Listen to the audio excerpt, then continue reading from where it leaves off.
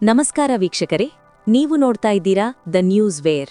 ಕರ್ನಾಟಕದ ಮನೆಮಾತಾಗಿರುವ ನಿರೂಪಕಿ ಅನುಶ್ರೀ ಅಂದ್ರೆ ಯಾರಿಗೆ ತಾನೇ ಇಷ್ಟ ಇಲ್ಲ ಹೇಳಿ?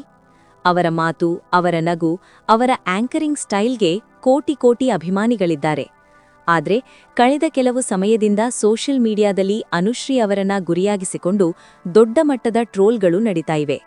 ಅದರಲ್ಲೂ ಮುಖ್ಯವಾಗಿ ಪವರ್ ಸ್ಟಾರ್ ಪುನೀತ್ ರಾಜ್ಕುಮಾರ್ ಅವರ ಹೆಸರನ್ನ ಅನುಶ್ರೀ ಅವರು ಟಿಆರ್ಪಿಗೋಸ್ಕರ ಬಳಸ್ತಾರೆ, ಅಪ್ಪು ಸರ್ ಹೆಸರಲ್ಲಿ ದುಡ್ಡು ಮಾಡ್ತಾರೆ ಅನ್ನೋ ಗಂಭೀರ ಆರೋಪ ಅವರ ಮೇಲಿತ್ತು. ಇಷ್ಟು ದಿನ ಸುಮ್ಮನಿದ್ದ ಅನುಶ್ರೀ ಈಗ ಮೌನ ಮುರಿದಿದ್ದಾರೆ.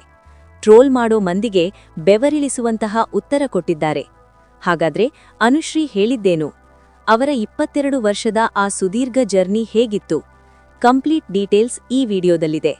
ಇತ್ತೀಚೆಗೆ ಖಾಸಗಿ ಯೂಟ್ಯೂಬ್ ಚಾನೆಲ್ ಸಂದರ್ಶನದಲ್ಲಿ ಭಾಗವಹಿಸಿದ್ದ ಅನುಶ್ರೀ ಅವರು ತಮ್ಮ ಮನದಾಳದ ನೋವನ್ನ ಹೊರಹಾಕಿದ್ದಾರೆ. ಟ್ರೋಲರ್ಸ್ಗಳು ಅವರನ್ನ ಯಾವ ಮಟ್ಟಕ್ಕೆ ಕಾಡ್ತಿದ್ದಾರೆ ಅನ್ನೋದಕ್ಕೆ ಈ ಉತ್ತರವೇ ಸಾಕ್ಷಿ. ಅನುಶ್ರೀ ಹೇಳೋ ಪ್ರಕಾರ, ನನಗೆ ಅಪ್ಪು ಸರ್ ಬಗ್ಗೆ ಯಾರಾದರೂ ತಮಾಷೆ ಮಾಡಿದ್ರೆ ಈಗ ನನಗೇನೂ ಅನ್ಸಲ್ಲ. ಯಾಕೆಂದ್ರೆ ನನ್ನ ಅಭಿಮಾನ ಏನು ಅನ್ನೋದು ನನ್ನ ದೇವರಿಗೆ, ಅಪ್ಪು ಸರ್ಗೆ ಗೊತ್ತಿದೆ. ನಾನು ಯಾಕೆ ಇವರಿಗೆಲ್ಲ ಉತ್ತರ ಕೊಡಲಿ? ಅವರಿಗೆ ಗೊತ್ತು ನಾನು ಅವರಿಗೆ ಎಂಥ ಫ್ಯಾನ್ ಅಂತ.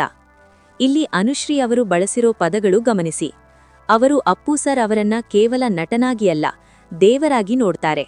ಯಾರೋ ಒಬ್ಬ ಮೂರನೇ ವ್ಯಕ್ತಿ ಬಂದು ಇವಳು ಬರೀ ಡೌ ಮಾಡ್ತಾಳೆ, ಟಿಆರ್ಪಿ ತಗೊಳ್ತಾಳೆ ಅಂದ್ರೆ ಅದಕ್ಕೆ ಉತ್ತರ ಕೊಡೋ ಅವಶ್ಯಕತೆ ನನಗಿಲ್ಲ. ನಾನು ಅವರಿಗೆ ಉತ್ತರ ಕೊಟ್ಟರೆ ನನ್ನ ಅಪ್ಪು ಸರ್ಗೆ ನಾನೇ ಅವಮಾನ ಮಾಡಿದ ಹಾಗೆ ಆಗುತ್ತೆ. ಅವರ ಹೆಸರನ್ನ ಇಂತಹ ವಿಚಾರಗಳಲ್ಲಿ ಎಳೆದು ತರೋದಕ್ಕೆ ನನಗೆ ಇಷ್ಟವಿಲ್ಲ ಅಂತ ಅತ್ಯಂತ ಖಡಕ್ಕಾಗಿ ಹೇಳಿದ್ದಾರೆ. ಅನುಶ್ರೀ ಅವರು ಅಪ್ಪು ಹೆಸರನ್ನ ಇವತ್ತು ನಿನ್ನೆ ಬಳಸುತ್ತಿಲ್ಲ. ಇದರ ಹಿಂದೆ 2 ದಶಕಗಳಿಗೂ ಹೆಚ್ಚಿನ ಇತಿಹಾಸವಿದೆ. ಅಪ್ಪು ಅಭಿಮಾನಿಯಾಗಿದ್ದು ಹೇಗೆ ಅನ್ನೋದನ್ನ ಅನುಶ್ರೀ ಹಂಚಿಕೊಂಡಿರೋದು ಹೀಗೆ. ವೀಕ್ಷಕರೇ, ನಾವು ಇಲ್ಲಿ ಒಂದು ವಿಷಯ ಗಮನಿಸಬೇಕು. ಅನುಶ್ರೀ ಅವರು ಇವತ್ತು ಈ ಮಟ್ಟಕ್ಕೆ ಬೆಳೆಯೋಕೆ ಸುಲಭದ ಹಾದಿ ಇರಲಿಲ್ಲ. ಮಂಗಳೂರಿನಿಂದ ಬೆಂಗಳೂರಿಗೆ ಬಂದು ಆಂಕರಿಂಗ್ ಅವಕಾಶಕ್ಕಾಗಿ ಅಲೆದಾಡಿ ಎಷ್ಟೋ ಬಾರಿ ಅವಮಾನ ಅನುಭವಿಸಿದವರು ಈ ಅನುಶ್ರೀ. ಅಂಥ ಸಮಯದಲ್ಲಿ ಅವರಿಗೆ ಸ್ಫೂರ್ತಿಯಾಗಿದ್ದೇ ಪವರ್ ಸ್ಟಾರ್ ಪುನೀತ್ ರಾಜ್ಕುಮಾರ್ ಅವರ ಸರಳತೆ. ಅಪ್ಪು ಅವರು ಕೇವಲ ಒಬ್ಬ ನಟನಾಗಿ ಅಲ್ಲ, ಒಬ್ಬ ಸಾಮಾನ್ಯ ವ್ಯಕ್ತಿಯಾಗಿ ಎಲ್ಲರನ್ನೂ ಹೇಗೆ ಗೌರವಿಸ್ತಿದ್ರು ಅನ್ನೋದು ಅನುಶ್ರೀ ಅವರಿಗೆ ಹತ್ತಿರದಿಂದ ಗೊತ್ತಿದೆ. ಹೀಗಾಗಿಯೇ ಆ ಸಂಬಂಧವನ್ನ ಅವರು ವೃತ್ತಿಪರತೆಗಿಂತ ಹೆಚ್ಚಾಗಿ ಭಾವನಾತ್ಮಕವಾಗಿ ನೋಡ್ತಾರೆ. ಸುಮಾರು 22 ವರ್ಷಗಳ ಹಿಂದೆ ಗುರುಕಿರಣ್ ಸರ್ ಜೊತೆ ಹಂಪಿ ಉತ್ಸವಕ್ಕೆ ಅನುಶ್ರೀ ಹೋಗಿದ್ರು. ಆಗ ಅವರು ಈಗಿನ ತರಹ ಫೇಮಸ್ ಆಂಕರ್ ಆಗಿರ್ಲಿಲ್ಲ. ಬದಲಾಗಿ ಹರ್ಷ ಮಾಸ್ಟರ್ ಟೀಮ್ನಲ್ಲಿ ಒಬ್ಬ ಬ್ಯಾಕ್ ಡ್ಯಾನ್ಸರ್ ಆಗಿ ಕೆಲಸ ಮಾಡ್ತಿದ್ರು. ಹಂಪಿ ಉತ್ಸವದ ಆ ಒಂದು ಕಾರ್ಯಕ್ರಮದಲ್ಲಿ ಅಪ್ಪು ಸರ್ ಎದುರು ನಿಂತಾಗ ಗುರುಕಿರಣ್ ಅವರು ಅನುಶ್ರೀ ನಿಮ್ಮ ದೊಡ್ಡ ಅಭಿಮಾನಿ ಅಂತ ಪರಿಚಯ ಮಾಡಿಕೊಟ್ಟಿದ್ರು. ಅಂದಿನಿಂದ ಇಂದಿನವರೆಗೂ ಅನುಶ್ರೀ ಅವರ ಫೋನ್ ಗ್ಯಾಲರಿಯಲ್ಲಿ ಅಪ್ಪು ಸರ್ ಜೊತೆಗಿನ ಆ ಮೊದಲ ಫೋಟೋ ಹಾಗೆಯೇ ಇದೆ.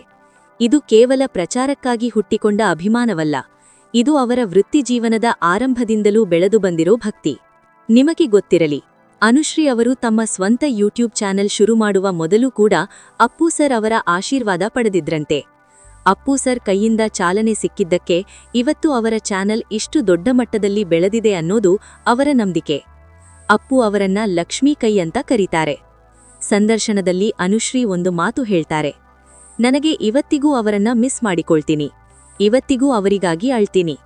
ಇದು ನೋಡುವರಿಗೆ ಅತಿಶಯೋಕ್ತಿ ಅನ್ನಿಸಬಹುದು ಅಥವಾ ನಾಟಕ ಅನ್ನಿಸಬಹುದು, ಆದರೆ ಅಪ್ಪು ಸರ್ ನನ್ನ ಜೀವನದಲ್ಲಿ ಯಾವ ಸ್ಥಾನದಲ್ಲಿದ್ದಾರೆ ಅನ್ನೋದು ನನ್ನ ಆತ್ಮಸಾಕ್ಷಿಗೆ ಗೊತ್ತಿದೆ. ಈ ಮಾತುಗಳು ಅನುಶ್ರೀ ಅವರು ಎಷ್ಟು ಭಾವುಕರಾಗಿದ್ದಾರೆ ಅನ್ನೋದನ್ನ ತೋರಿಸುತ್ತೆ.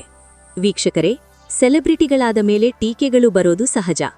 ಆದರೆ ಒಬ್ಬರ ವೈಯಕ್ತಿಕ ಭಾವನೆ ಮತ್ತು ಅಭಿಮಾನವನ್ನ ಟಿಆರ್ಪಿಗೆ ಹೋಲಿಸುವುದು ಎಷ್ಟು ಸರಿ? ಅನುಶ್ರೀ ಅವರು ಕಿರುತೆರೆಯಲ್ಲಿ ಎಷ್ಟೇ ಸಾಧನೆ ಮಾಡಿರಬಹುದು, ಆದರೆ ಅಪ್ಪು ಎದುರು ನಿಂತಾಗ ಅವರು ಇಂದಿಗೂ ಅದೇ ಹಳೆಯ ಅಭಿಮಾನಿ ಹುಡುಗಿ.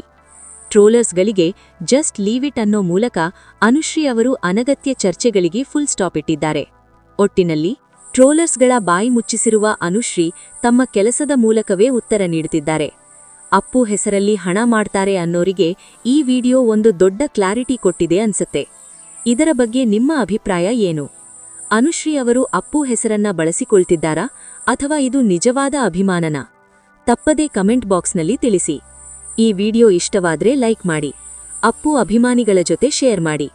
ಸುದ್ದಿಗಳ ನಿಖರ ವಿಶ್ಲೇಷಣೆಗಾಗಿ ನೋಡ್ತಾ ಇರಿ ದ ನ್ಯೂಸ್ ವೇರ್. ನಮಸ್ಕಾರ.